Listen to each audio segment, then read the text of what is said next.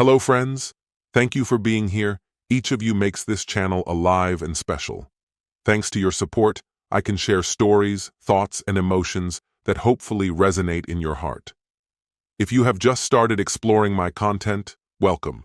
Real-life stories are waiting for you here. Subscribe, like, and share your impressions. Your voice is very important to me. When my daughter slapped her ultimatum on the kitchen table, it hit like a hammer. You need to start respecting my husband, or you'll find yourself out on the street. At that moment, I could feel the final frayed string of duty I had left just snap, much like a guitar string that's been stretched way too tight and finally breaks. Years upon years of sacrifice, quiet loyalty, and unsaid love vanished in that jaw-dropping moment of thanklessness. I smiled. But it wasn't the smile of a defeated parent. It was the grin of someone who's just been handed the ticket to their own freedom. "Thank you, sweetheart," I said, my voice steady as ever, for making this decision a whole lot easier than I'd thought it would be. Fast forward 3 days, when the eviction notice hit their apartment and her husband's unemployment check stopped, my phone couldn't stop ringing. I let it buzz and sent everything straight to voicemail. There was a coffee ring on my granite countertop, glaring at me like an accusation under the morning sun. I'd asked 3 times this week, nicely, I thought, for everyone to use a coaster. Just a simple request, truly, not much to ask in my own home. Around lunchtime, Ronan shuffled into the kitchen still draped in yesterday's wrinkled t-shirt, his hair all kinds of messy. He grabbed my favorite mug, they'd got it for me as a Father's Day gift 5 years ago, and filled it with coffee without saying anything. "Hey there," I greeted him, noting how he plonked the hot mug down on the granite once more. He might have mumbled something back, but he was already engrossed in his phone. The sounds of virtual gunfire, from whatever online game he was hooked on since his job went on pause 4 months back, blared from his screen. "Coasters are right there," I mentioned, nodding towards the ceramic discs I'd neatly placed beside the coffee machine. Ronan looked up, slowly, his bored look turning cold. "You're really gonna ride me about my coffee ritual now?" he snapped. The word ride rubbed me the wrong way. I cobbled this kitchen together myself, paid for every upgrade. Asking someone to use a coaster wasn't bossing them around. It was just simple respect. "Just trying to keep the countertop nice," I replied, trying to stay calm. "It's a fair ask." "You know what's unfair?" Ronan straightened, obviously revving up for a debate he'd prepared for. "Living somewhere you can't chill because someone's always up your back, nitpicking at you." His words stung because they hit so wide of the mark. The guy sprawled over my couch daily, eating my food, burning through my utilities while giving back zilch, and I was the one who had to dodge daily temper flares that had become all too common. "I'm not picking on you," I said. "I'm just asking for some basic respect." "Basic respect," Ronan raised his voice. "Like the respect you show by making your daughter's husband feel like a stranger in his own home?" His own home. There it was again, that casual, assumed ownership in every sentence, as if 6 months rent-free somehow made this place theirs. "This isn't your home, Ronan," I said gently. "It's mine, and all I'm asking, forget it."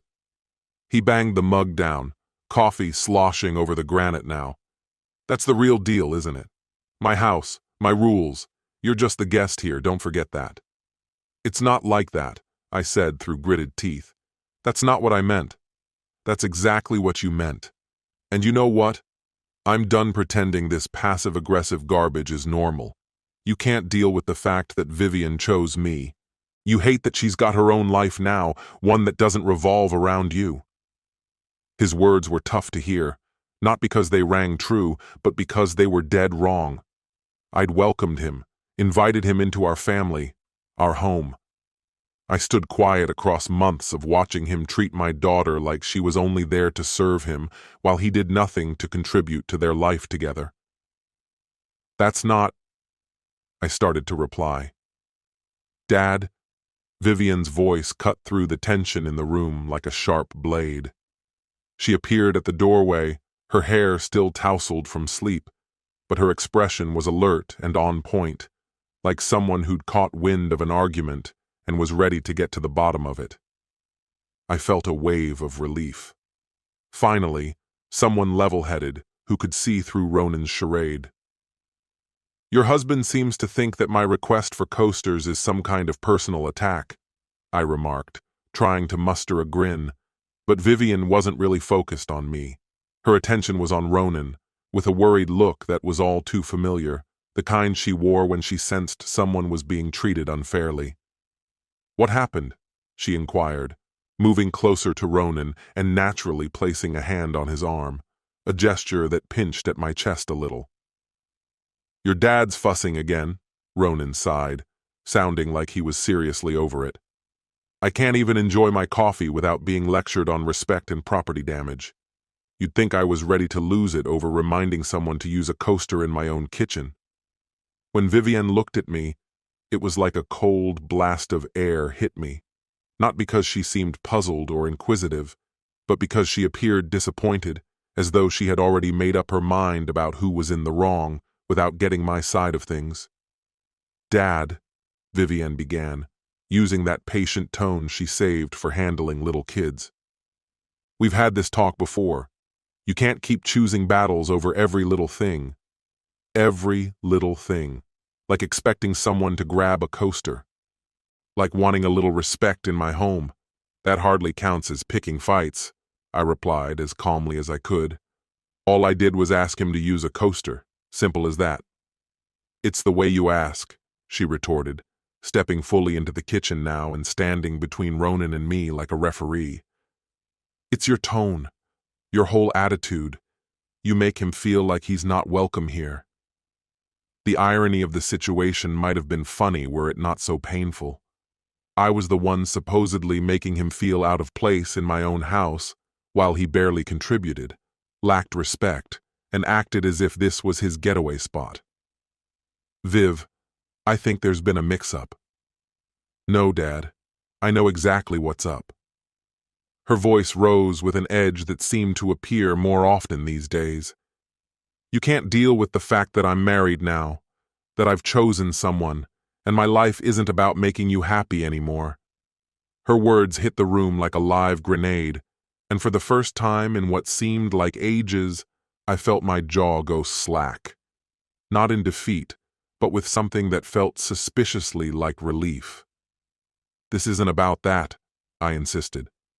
"Isn't it, though?" Ronan countered, his voice layered with a wounded pride that made my stomach churn.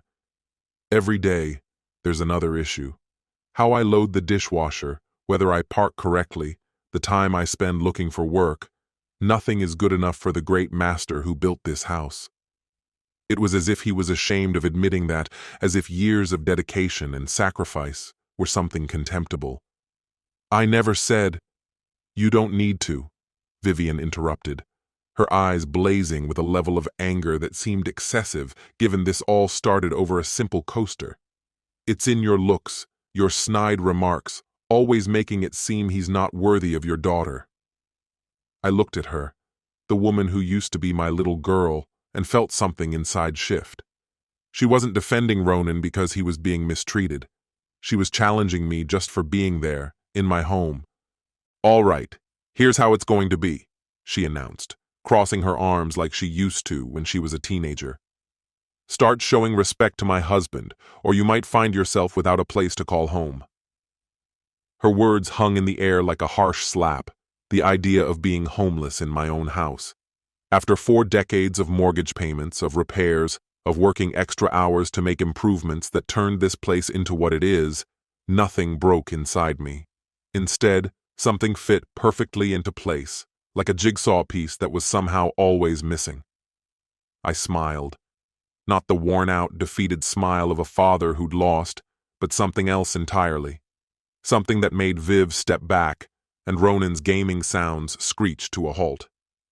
"Thanks, sweetheart," I said, my tone calm and even surprising to me, for making this decision far easier than I ever thought it would be. After the dust settled, The silence hanging in the air felt different from the usual post-family clash quiet. This wasn't your run-of-the-mill tense silence. It was more like the world pausing before a storm, where everything goes still, animals fall silent, and the sky morphs into strange, moody hues.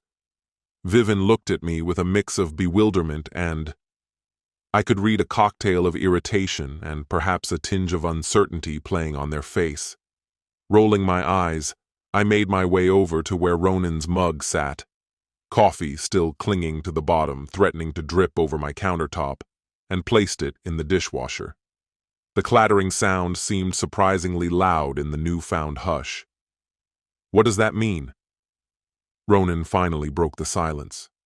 "It means," I began as I purposefully closed the dishwasher, "you've given me something I didn't realize I was missing." Ronan glanced away from his phone to really look at me, and I could see his confidence waver. "What's that supposed to mean?" I reached up to the old cupboard above the coffee machine and grabbed a small cardboard box. It was full of replacement cartridges for the premium water filter I'd splurged on last year, a decision that sent my grocery bill up by $40 monthly, but made the coffee taste absolutely divine. "Permission," I stated, laying the cartridges down on the counter deliberately. "Permission for what?" Vivian's tone shifted from fiery to inquisitive. I lifted a cartridge, admiring it under the light as if it were a rare gem. "Permission to admit that none of this is actually working." What happened next felt surreal, like a scene moving frame by frame. Calmly, I unplugged the swanky coffee machine I had bought for myself as a retirement gift, savoring every bean it ground fresh for each cup. "Dad, what are you doing?"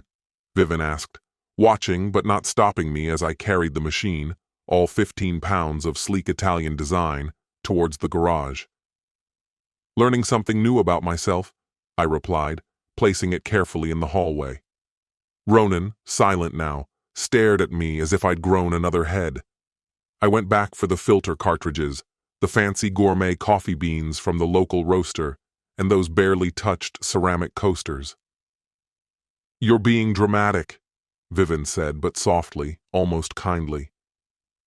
"No," I countered, moving the coffee paraphernalia to the garage. "Dramatic would be throwing them away. I'm just tidying up." The magic wasn't in the removal, but in not needing to elaborate. They kept trying to read into my actions, searching for some hidden agenda or unspoken apology. But really, there was nothing.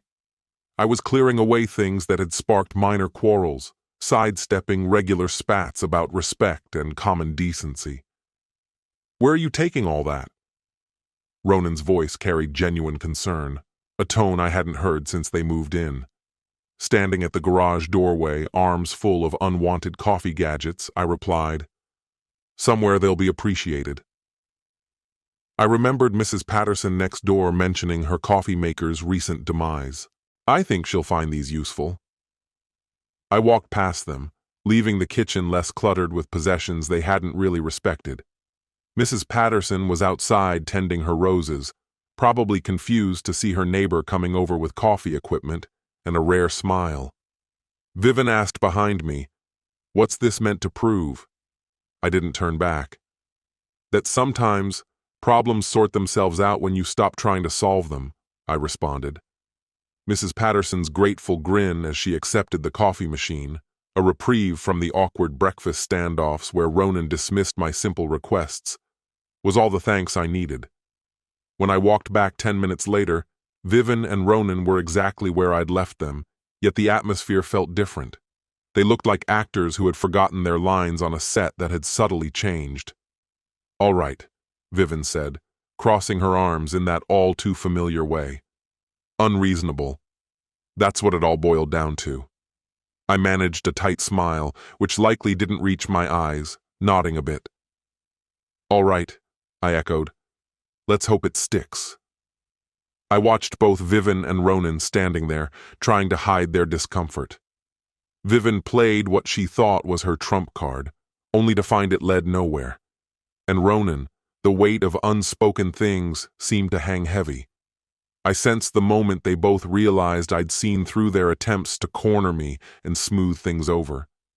They expected impulsive, youthful rebellion that they could easily dismiss, but I wasn't a child anymore. I'd built my life on stability and respect, and I wouldn't let anyone, even family, strip that away from me. Ronan suddenly fidgeted a bit, like he was trying to fill the silence that sat heavily between us. "It's been a tough time," he said, with a touch of desperation in his voice. "Things have gotten a little heated, but let's not make it bigger than it is." Make it bigger than it is, sure. That was an interesting angle, considering the threat of losing my own safe haven was lurking beneath our argument. I glanced at him, then over to Vivian. "This isn't about just one comment or a slight mix-up," I answered evenly. "It's about the need for respect and trust, the basics of living together. You can't just ignore them." There was a silence again, where it felt like the air weighed heavy with inconsistencies and the sudden awareness of consequences ignored till it was too late. "Let's just move forward," Vivian suggested, her voice carrying a hint of hope. "A fresh start." And that's when I noticed the change, from a sense of entitlement to an awkward accepting of fault. I nodded somewhat, acknowledging her attempt to smooth things over. "All right," I agreed, easing some of the tension though the memories lingered. They hadn't been ready for the direction the conversation took, and I needed to hold on to this new dynamic. The recognition that maybe it wasn't just me who learned something important today. We ended things with a sort of ceasefire, but I knew our shared ground needed more than care. It needed rebuilding. As I walked away, I vowed to myself that respect would be more than just a word. It would be a practice. The cold weight I'd felt in my chest loosened a bit, making room for a resolution to grow. Next time, my boundaries wouldn't be challenged, and home would feel like it truly belonged to me. "Disrespectful," I mumbled again, trying to shake off the feeling. The boundary was drawn. "Good," I finally said, a hint of a smirk appearing. Not welcoming, not forgiving, but just enough to make them feel uneasy. "Because if either of you tries to threaten me out of my own home again, you'll quickly learn what life on the street feels like." The silence wasn't just their previous discomfort. It was the shock of realizing that the person they thought they could manage wasn't as easygoing as they believed. I could tell the wheels were turning as their arrogance gave way to actual concern. "You can't mean that," Ronan said, but his voice was lower, uncertain. "Try me," I replied, calm confidence settling in, not because everything was resolved, but because I knew I was firm in my place. Vivian's face showed surprise, anger, then fear, ending with indignation. "What? Now you're threatening us? That's your big move?" Her charge stung because it completely missed the mark. "It's not a threat," I clarified, my voice as steady as a calm lake. "I'm just laying out what happens next. There's a distinction." "This is insane," she spluttered, her voice rising with tears threatening to fall. Whether they stemmed from anger or something else, I wasn't sure. "You can't just throw out your own daughter after one argument," as if months of disrespect could boil down to just a single fight. "You're right," I nodded, hope flickering briefly in her eyes. "I won't evict my daughter over one dispute, but I will remove 2 adults who think threatening me with homelessness is acceptable and then act surprised when I make it clear it's not." "We're family," Ronan implored, his voice shaky like a plea to a forgotten god. "Family," I echoed, playing with the word. "Is that what we call people who threaten us in our own home?" Vivian blushed, her hands quivering. "You're being petty, cruel. This isn't like you." Her words hit me harder than expected, not because they were true, but because she once knew me so well. "Maybe not," I replied softly, "but it's who I'm becoming. If you don't like it, you're welcome to find somewhere else to be while I decide who I want to be next." I saw when they realized I wasn't bluffing, that it wasn't a show or an outburst they could steer. It was like watching a structure fall in slow-mo, Their expressions shifted as their certainty crumbled. "Fine," Vivian said, her tone shaky with either anger or fear. "If that's the way it's going to be, then fine. But don't expect us to just disappear without a sound. This isn't finished." Her words filled the air like a heavy fog, but something in me clicked into place as I replied, "I'm not looking for an easy ride here. I just want this to end right here, right now. You've got 30 days. 30 days? Ronan's voice broke as he echoed the timeline. "Yeah, 30 days, I said firmly, watching as the weight of the deadline hit them both. Starting from now. When the sun rose the next day, what hit me first was the aroma. Bacon. Real, actual bacon. Not that turkey stuff we had been settling for to scrape by. That rich, unmistakable smell wafted up from the kitchen, blending seamlessly with the sizzling sound of eggs in a frying pan. I stayed in bed for a while, just soaking in the comforting kitchen sounds, cupboards opening and closing, dishes gently clinking together. It felt like one of those mornings from before, when breakfast was something we looked forward to sharing, not another battleground over who took what. Yet, something about it felt off, almost staged, like I had walked onto the set of a TV show. I shuffled down the stairs in my robe, heading towards a kitchen transformed into a picture of domestic peace. There was Vivian, standing by the stove in her pajamas, her hair neatly done up as she hummed and flipped the bacon with a level of enthusiasm that was almost theatrical. Ronan was seated at the table, already showered and dressed as if he had somewhere important to be, despite it being well past noon. For once, he was absorbed in the newspaper instead of his phone, flipping languidly through pages. "Morning, Dad," Vivian piped up with a brightness in her voice that felt like she was auditioning for Daughter of the Year. "Whipped up your favorite breakfast. Thought we could have a sit-down like old times." Old times, before they moved in and turned every mealtime into a chess match. I recognized their ploy to win me over, just as clearly as the smell of bacon was trying to pull me back to simpler days. "Thanks," I mumbled, taking my usual seat, which now felt like the least comfortable chair in my own house. Ronan glanced up from his paper, not the sports section, but the real estate ads, I noticed, and gave a smile that felt shockingly genuine. "Hey there, good morning. Vivian's been up early, wanted to make it special." Special. From the same crowd who just yesterday was on the verge of forcing me out. And now she was cooking breakfast. The move was almost insultingly straightforward.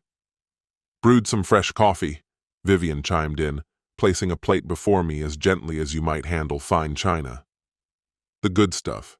Picked it up from that cute downtown shop. You love that kind, right?"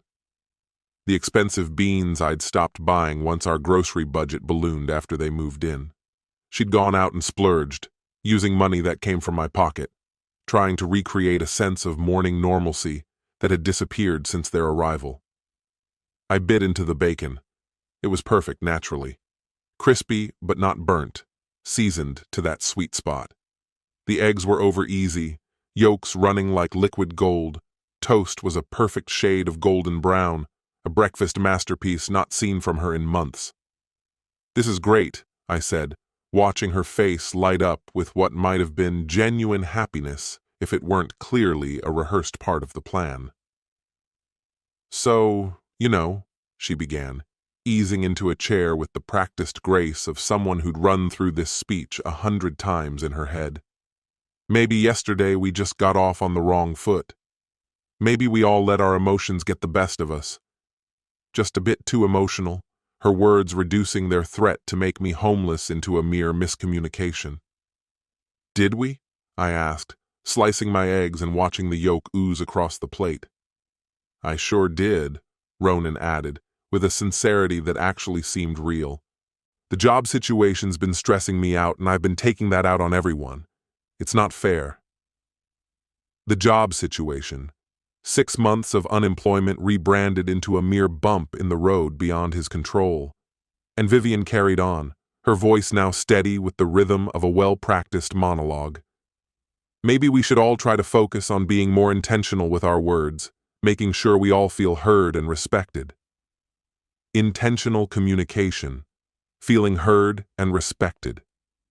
The kind of phrases you'd find in relationship self-help books, used as shields against the cold, hard truth of yesterday. I ate slowly, savoring each bite, all while taking in their act of remorse laid out before me like breakfast on the table. The bacon was cooked perfectly, and the coffee was just how I liked it.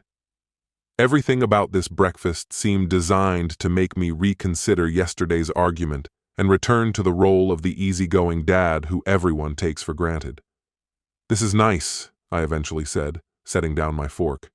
"Very thoughtful." Hope spread across Vivian's face as she asked, "So, are we good? Can we forget about yesterday?" "Oh, I was more than willing to forget about yesterday," I replied while standing up and collecting my plate, "but only after we deal with what today brings." Her hopeful expression faded. "What do you mean?" I walked over to the sink and started washing the dishes, something I'd consistently done despite the growing pile of dirty plates as if daring me. "I mean, breakfast was great, but it doesn't change that you have only 29 days left." "Dad, 29 days?" I replied calmly as I dried the plate with care. "That's how long you have to find somewhere else to live." The room fell into a different kind of silence than yesterday.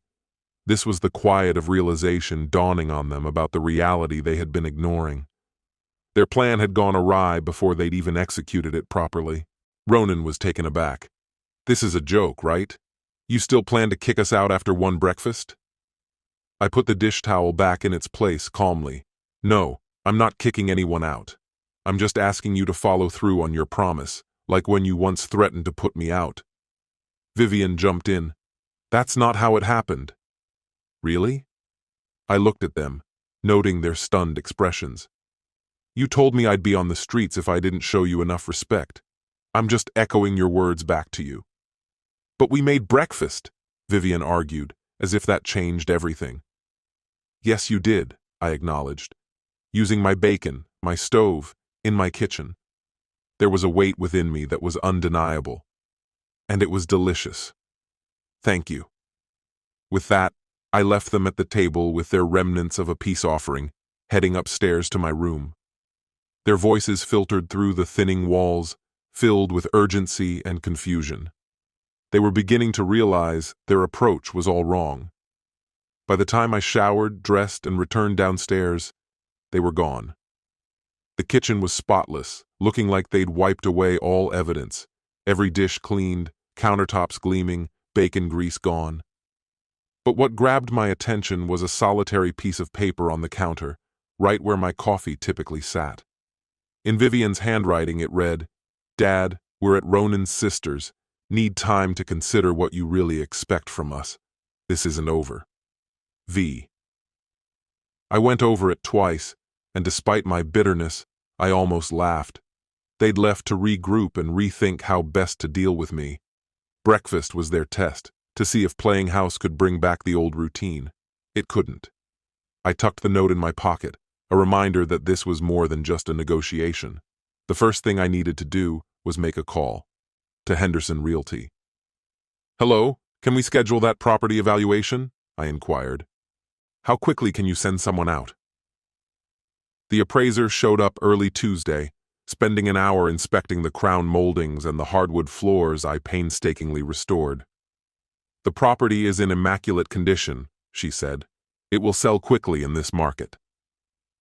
Her valuation made the 40-year investment of time and effort feel worth it. While I was still digesting her words, Ronan's pickup pulled up into the driveway. They returned sooner than I thought. Perhaps his sister's welcome wasn't as unlimited as they believed. But when the truck door opened, Vivian and Ronan weren't alone. A familiar figure emerged, someone I hadn't seen in a year. It was Diane, Vivian's mother, and my ex-wife. Her expression was so deliberately neutral that I instantly realized she'd been called in for reinforcement. I felt my stomach twist, not out of fear since our divorce was more like a business deal than a drama, but her being here meant they were ramping up the conflict. "Hi, Richard," Diane said with that carefully practiced warmth only someone who's rehearsed can pull off. "You're looking well." "Probably better than I ought to be, after 8 years apart with barely any interaction over the last 2. "Oh, Diane," I said, surprised to see her. "Didn't expect to see you drop by." Vivian had called her the day before, saying she was concerned about me. Diane teetered closer in her fancy shoes, clicking on the walkway I built. "She's been fretting over this ordeal you're in." "Ordeal," I echoed. "That's what Ronan labeled his unemployment, and now it's the term they're using for their plot to boot me out of my own place." "So, tell me, Diane, what's this ordeal?" I asked. "Oh, Richard," she sighed, with that tone that leaves a lot between the lines. Earlier that morning, my phone chimed with Diane's text asking for a chat. I braced myself for her unique brand of sympathetic superiority, like she was enlightening someone who just didn't get it. Vivian spun quite a story about eviction threats and money troubles. "This isn't like you, sweetie," Diane had said, playing up Vivian's role as the victim. Quite something, too, considering how Vivian barely kept in touch since her teens. "So, what did Vivian share with you?" I asked, catching Diane glancing at the truck. Inside sat Vivian and Ronan, likely thinking they were orchestrating the scene. Diane explained, "Vivian claimed you've been losing it since retirement, accusing them of sponging off you and making eviction threats over silly arguments." To them, wild claims and minor disputes, lines they'd practiced with others, now delivered through someone whose history supposedly added weight. "I see," I said. Diane leaned in, trying to channel our past to pretend she knew me better than I knew myself. "You're not the type to throw family out. You're not heartless." "Exactly why I gave them 30 days instead of kicking them out on the spot," I clarified. A glimmer of hope brightened her face, but faded fast. "Did Vivian happen to mention she threatened to boot me out if I didn't respect her husband properly in my own home?" I asked. "The home I've been footing the bills for while they blow through my cash like it's Christmas." I saw Diane's composure crack for a moment as she recognized the gaps in Vivian's tale. Trying to keep her cool, she whispered, "There must be more to it." "Oh, there's definitely more," I assured her. "Would you like to see the stack of credit card bills, grocery receipts? I've got proof from at least the past 6 months. "No, that's okay," she said. "Or maybe you'd prefer to hear how they've barely chipped in financially yet racked up thousands shopping. How Ronan's been jobless for half a year, but still manages his gaming and dining out." Each fact landed heavily, like rocks in a still pond, and I could see Diane grappling with the reality countering Vivian's storyline. "Vivian mentioned they were helping with expenses," she muttered. But Vivian had said a lot of things. Only a few, if any, were ever true. Silence stretched between us, heavy with the realization she'd been misled into backing a ploy rooted in deceit. Diane looked over at the truck again, seeing Vivian frantically gesturing, likely trying to clutch onto her failing scheme. "I think I need to chat with her," Diane suggested. "That'd be wise," I replied. "And while you're at it, you might want to ask what she expected to achieve by dragging her estranged mother into this, a situation where she's clearly been taking her dad for a ride." "I am not estranged," Diane protested, a flush rising in her cheeks. "When did you last reach out to your daughter before yesterday?" I asked pointedly. "When was the last time you sent a card or present, marking any occasion in her life?" Her face betrayed the answer. Months, maybe even longer. Vivian only turned to Diane after she'd burned through her local buddies to spin her web of stories. "I should probably head out," Diane said softly. "That sounds like a good idea," I agreed. I watched her head back to the truck, and through the windshield, I saw her hurried conversation unfold, saw the dawning realization on Vivian's face as she grasped that her little intervention had blown up in her face. Within a few minutes, the truck drove off, leaving me standing on my porch. I was flooded with mixed feelings, triumph but also a sense of loss. as it hit me hard how my daughter chose to manipulate all her relationships instead of owning up to her mistakes. I heard a ping coming from my phone. It was a text from Janet Morrison. Her message said, "Final appraisal attached. Excellent market position. Ready to list when you are." I didn't waste any time, responding, "List it right away. We're on a 28-day countdown." When day 28 arrived, I opened my front door expecting just another day, only to find a group of people gathered there, almost like it was an intervention. Among them were Mrs. Henderson from a few houses down, Jim Martinez from across the street, and old Pete, who I had helped with his roof last spring. These were my neighbors, folks I'd known for ages, looking uncomfortable, yet convinced they were doing the right thing. Mrs. Henderson stepped forward, her voice soft, yet determined. "Richard," she said, "we need to talk." My eyes drifted past her to Vivian, who was hovering at the back, looking quite pleased with herself. She had somehow turned my own neighborhood against me, twisting the community I valued so much. "And what exactly do we need to talk about?" I asked. Jim looked uneasy. "About what's been happening in your family," he replied. Vivian had visited them the day before, feigning concern for me. When her usual tactics failed, she resorted to rallying the neighbors, spinning a tale of my so-called mental instability. "So," I responded, "what did she tell you?" Mrs. Henderson darted a glance at Vivian before locking eyes with me, clearly convinced she was there to rescue me. "She claimed you've seemed off ever since retirement, making wild threats about evicting them and accusing them of crazy stuff about money." Pete chipped in, nervously twisting his hat in his hands. "She mentioned some weird things you've done, like giving away expensive stuff randomly, acting out of character, maybe even mental issues. Dementia." They had my neighbors believing my firm stance was somehow the onset of memory loss. "And you guys actually buy this?" I questioned, watching them. Jim spoke again, more gently. "We just think sometimes people need help to realize when they aren't seeing straight. Retirement can bring loneliness, depression, mix-ups with family. In that instance, I felt more than anger. I was deeply disappointed. These were people I'd shared festive meals with, lent my tools to, now swayed by someone who had been misusing my kindness for months." "Really appreciate the consideration," I replied, acknowledging them like you do when passing a neighbor on the street. "We're just trying to help," Mrs. Henderson insisted. "Maybe if we talked together, we could find a solution that's good for everyone." They were hinting at brokering a peace deal, getting me to back down for the sake of harmony. "Before we get into that," I cut in, "there's something you should see." I went back inside briefly to retrieve the folder I'd filled with documents over the weeks. Financial statements, bank records, credit card bills, all neatly organized. "These are the wild accusations Vivian mentioned," I said, handing the first folder to Mrs. Henderson. Her face was a panorama of emotions, shifting from concern to confusion, and then shock as she went through the papers. Jim looked over her shoulder, and I saw his face darkening with each page.